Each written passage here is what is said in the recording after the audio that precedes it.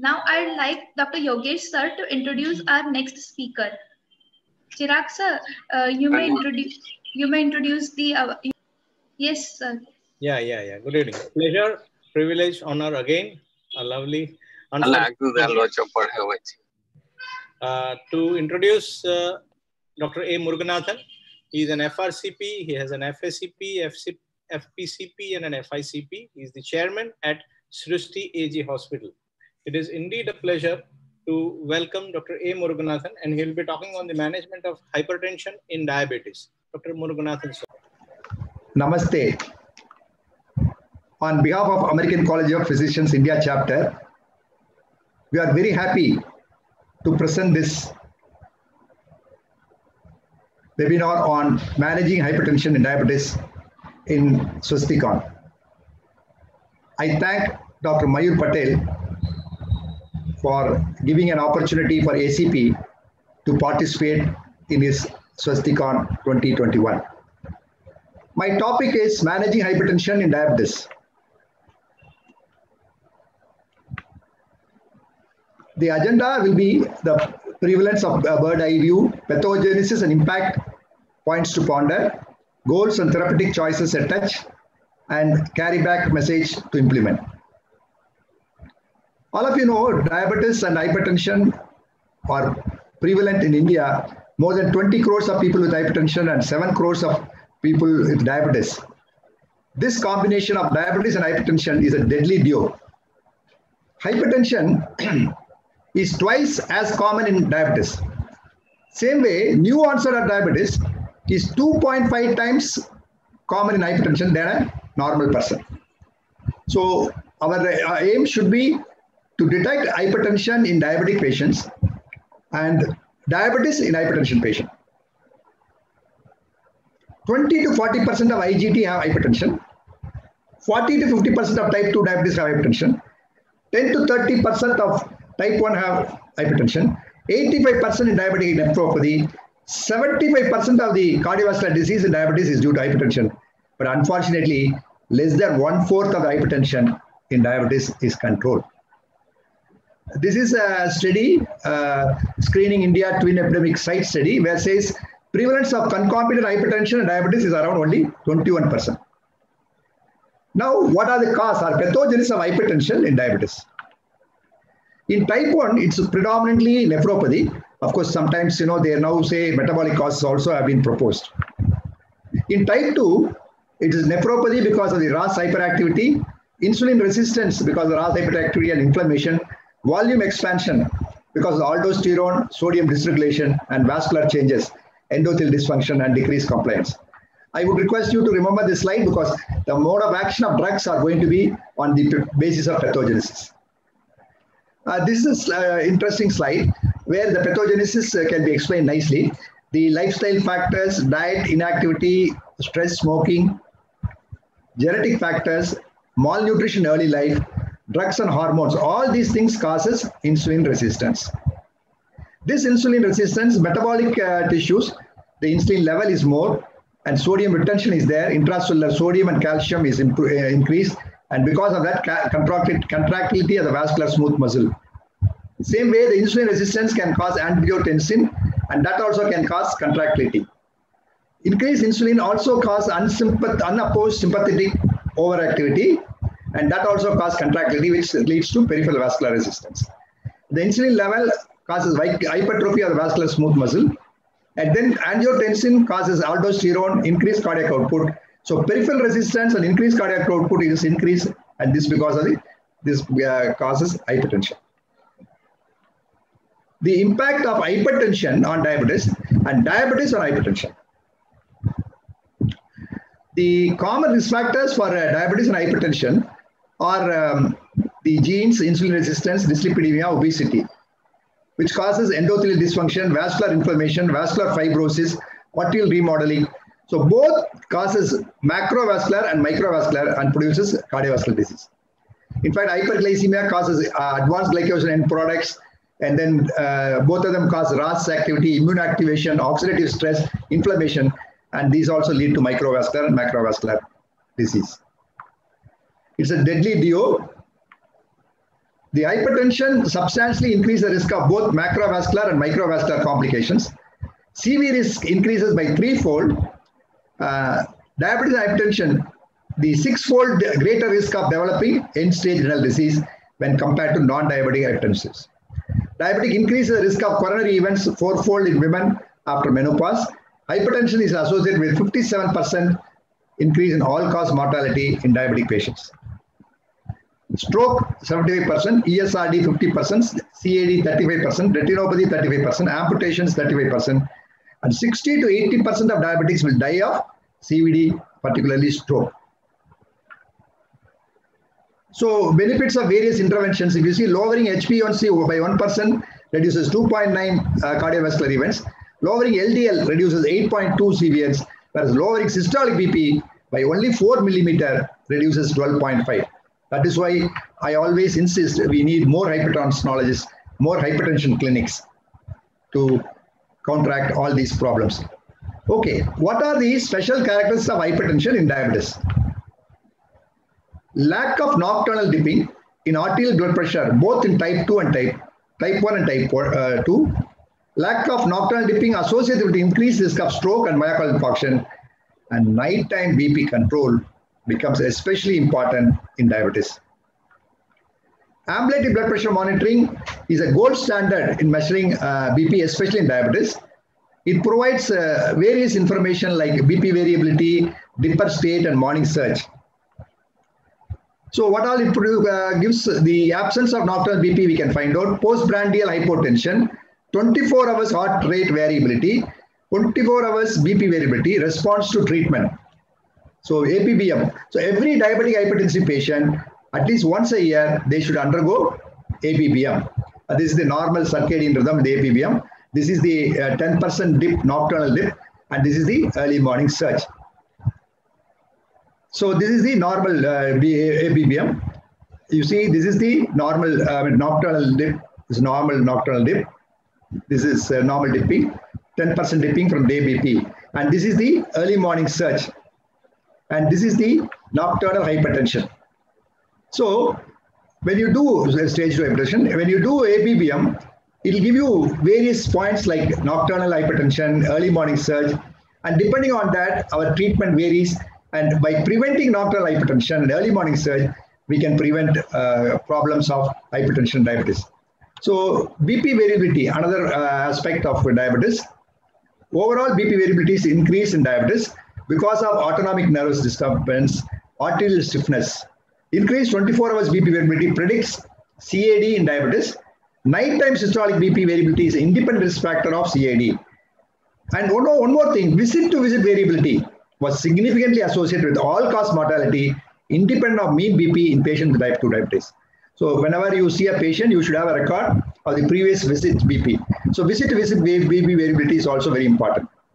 Excessive salt sensitivity and increased extracellular volume is found even in the absence of nephropathy. A decreased salt intake is important for diabetic patients with hypertension. Diabetic hypertension and nephropathy. Increased systolic blood pressure, a significant risk factor for microalbuminuria and rapid progression of nephropathy. ISH strongly related to the development of micro and macrovascular disease in diabetes. Okay, now what guidelines suggest on BP targets? In the ACC, they say the diabetes mellitus is 130/80. In the Indian hypertension guidelines, it's 140/90. In ADA, 140, less than 140/90, whereas less than 130/80 if there is associated high CV risk. And in a pregnancy, less than 130/85 if the patient has got chronic hypertension. So these are the guidelines. This is the European guidelines 140/90, ACC 130/80. The recent international hypertension guidelines May 130/85. Forget about all that. What is the goal we should achieve in diabetic hypertension is 130/80. So if you can achieve 130/80, that is the best thing. So forget about the other definitions of hypertension in various guidelines. The goal which we have to achieve is 130/80. But you have to individualize target rather than a blanket advice. Depends on the age, life expectancy, previous associated comorbidities, overall treatment burden, hypotension, expected cost, resources, patient attitude, support system. So you have to consider all these things. The best pressure is the lowest blood pressure, which the patient can tolerate without postural hypotension, without compromising on critical vascular beds as well as quality of life. So that is the target. So individualize the target. The lowest BP which patient can tolerate, we can do. And in high normal BP, you do a lifestyle modification. When blood pressure is more than 140/90, we should submit them for pharmacotherapy.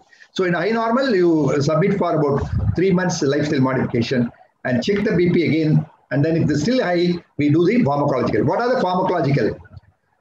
The non-pharmacological first is the, weight loss is recommended, DASH diet, sodium reduction, potassium supplements, increased physical activity. Also, good sleep is very important. And how physical activity can reduce 4 to 9, because many people now don't have physical activity, especially in the lockdown period. They sit in front of TV and then watch movie, and they don't have any exercise. Not only that, in front of the TV, they all start eating. They don't know what they're eating. So DASH eating plan, you have to take at least 3 to 4 servings of the vegetables and fruits, and sodium restriction, moderate alcohol. I say don't know alcohol, weight loss, stress reduction, sleep, meditation, and smoking and tobacco should be stopped. And the overall strategy, proper blood sugar control, achieve target level, early detection of both diabetes and hypertension, as well as complications, manage them as well as delay their progression, improve the quality of life. Multiple drug therapy is required. Aspirin is recommended by ADA. Statin therapy should be given to achieve LDL cholesterol below 70. Now we say it's below 70 LDL. So these are the drugs which we use normally. And the 4 types of drugs we use in diabetic hypertension. What is expected by hypertensive, anti-hypertensive, effective BP control, long-term CV renal protection. Metabolically, it should be metabolically neutral, not worsen coexisting medical conditions or renal failure. Compatibility with other drugs, well tolerated, cost effective. It should not produce endothelial dysfunction and also erectile dysfunction. You remember this picture? See, why RAS is the top choice, because RAS can act on the RAS inhibition, can produce decrease in volume expansion, and it can also gives vascular changes in the vascular dilatation. So RAS is the first choice of drug. And, it has got less, it can reduce BP with minimal side effects, no adverse effect on lipid metabolism. It can reduce blood sugar because of the insulin sensitivity. Progression of the albuminuria and renal protection is there. Reverse vascular and ventricular remodeling. Progression of retinopathy is decreased. And it is called cardiac protection, CV benefit, reverse LVH, cardiac protection, ramipril and perindopril. ACE and ARB, both are good. We don't have head-to-head trial, but when the ACE is not tolerated, ARB can be given. Especially the telmisartan has got a bifunctional ARB. When there is telmisartan is given, one pathway, PPR gamma pathway is activated, which increases the insulin sensitivity, decreases dyslipidemia, and then other one is angiotensin ARB blockers, A2-1 receptor blocker, can produce decrease in cell inflammation, proliferation, and decrease BP and decrease oxidative stress, and thereby reduces atherosclerosis. So telmisartan ARB is a good drug in diabetic hypertension. Then coming to beta blockers, the masking of hypoglycemia, prolonged hypoglycemia, worsening of hyperglycemia, less protection of nephropathy, increase in insulin resistance. These are the concerns when we use beta blocker. And the carvedilol is the drug beta blocker, which is insulin sensitive. All the other drugs like metoprolol, atenolol are insulin resistant. So if at all you have to use a beta blocker, the preferred drug is carvedilol. But withholding beta blocker in diabetes with CAD doubles mortality risk. So you should use beta blocker. You should never hesitate to use beta blocker. When the patient has got diabetes with cardiovascular disease, you should use beta blocker. Always use beta blockers in CAD, post-MI, LV dysfunction, tachyarrhythmia, heart failure, and increased sympathetic activity. The newer beta blockers like carvedilol, bisoprolol, nebivolol, preferable. Atenolol and propranolol to be avoided. And why we use beta blocker? Because by blocking these norepinephrine release, It can reduce ventricular arrhythmia. It can prevent beta stimulation-induced cardiac and coronary artery damage. It can decrease the blood pressure, and it can also help in the intraglomerular pressure and the nephropathy reduction. So what about diuretics? In ISH elderly, low dose combine rather than increase in targets. Best combine with ACE and ARB. Avoid combination with beta blockers. Avoid in previous history of HHNK or grossly uncontrolled diabetes. If the creatinine is less than 22, use chlorthalidone. If there is more than 2, loop diuretics. Indapamide is also good. In resistant hypertension, in low potassium, and in obstructive sleep apnea, aldosterone antagonists like spironolactone is preferable. So these are the uses of diuretics. So we have seen ACE inhibitor, ARB, beta blocker, and diuretics. Now calcium channel blocker. The dihydropyridine, best add-on drug for ACE and ARB, long-acting and not useful in proteinuria. Dihydropyridine like amlodipine as a first drug for proteinuria is not useful, but along with ACE or ARB, it can be given. Non-DHP can be used with should not be used with beta blockers, especially in CAD, but it may be useful in proteinuria like verapamil and diltiazem.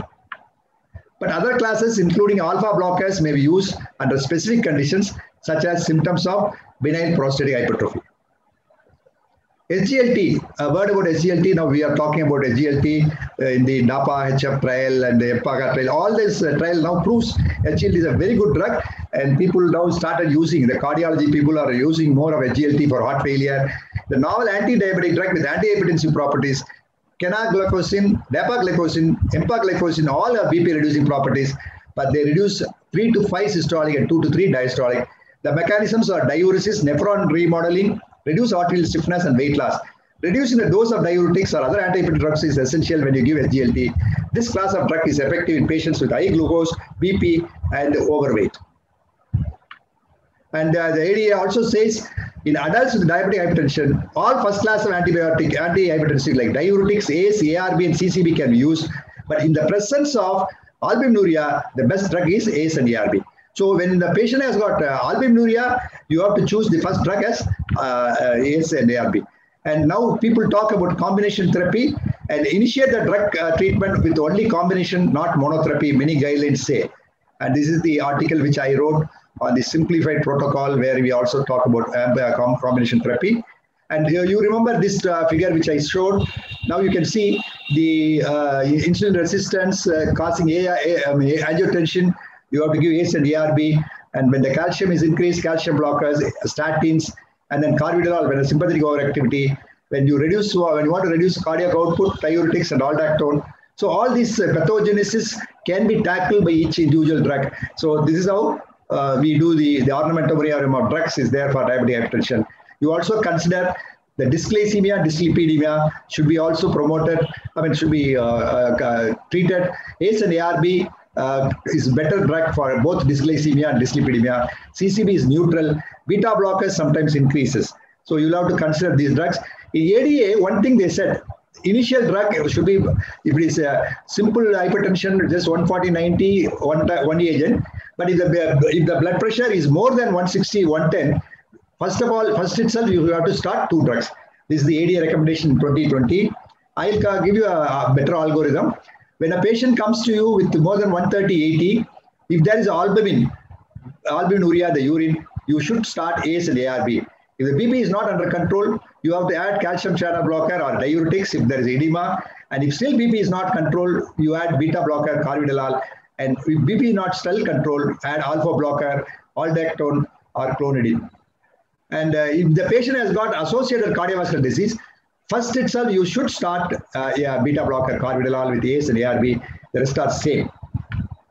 Difficulties in managing hypertension. ISH is more common. Polypharmacy, because of that, less adherence. Glycemic control. People who are more worried about glycemic control. They always do blood sugar monitoring. They don't do blood pressure monitoring. So my message is all patients should have home blood pressure monitoring. That is the best way of monitoring. So instead of including home blood pressure and home blood sugar can be good for monitoring both diabetes and hypertension. Renal jeopardy and depression is more common in diabetes, so adherence is not there. Clinician inertia is a big problem. So doctors also will be, aggressively reducing and achieving the target. Whatever drug you use, you should reduce the drug and then bring it to 130/80. And the hypertension, uncontrolled hypertension in India, only 27% of the patients with both SBB and DIBB are controlled. Most of them are uncontrolled hypertension diabetes. That is why the physician's role is very important. So the strategies: screen for depression, educate patients, control cost, fix a combination pill if it is possible, address side effects, ask about adherence, team care, and home blood pressure monitoring is very, very important. So new ways of treating insulin resistance hold hope for counteracting both consequences and concomitant cardiovascular risk. So insulin resistance is the basic mechanism for both. So takeaways: huge populations with diabetes mellitus and hypertension, and huge population waiting to become one or both. Keep looking for hypertension, diabetes, and diabetes and hypertension. Achieve the targets and maintain consistently. Home BP, the newer lower threshold to diagnose treat hypertension is less than 130. This is very much relevant to India in high-risk population. Regardless of therapy or care or guidelines, patients should be motivated, must make them adopt healthy behaviors, adherence, detect early pre-diabetes and pre-hypertension, and prevent complications. So diabetes is a growing problem. Hypertension is a growing problem. Hypertension and diabetes are dying problem. Hypertension is preventable. Never ever give up, and control over diet, takes regular exercise, has time to relax, does the right toil in discharge of his duties, observes the proper hours of sleep and awakening, and is balanced in his actions and reactions, emotions and reasons, duties and rewards, conquers disease, says Bhagavad Gita. So learning is the beginning of health, learning is beginning of wealth, learning is beginning of spirituality. Thank you for your patient attending. Thank you so much, sir. It was indeed pleasure to hear from you. And I'm very happy to announce that we have more than 2,000 people attending this session, and there are total more than 23,000 people who have registered for this conference. So it is kind of a proud moment for all of us.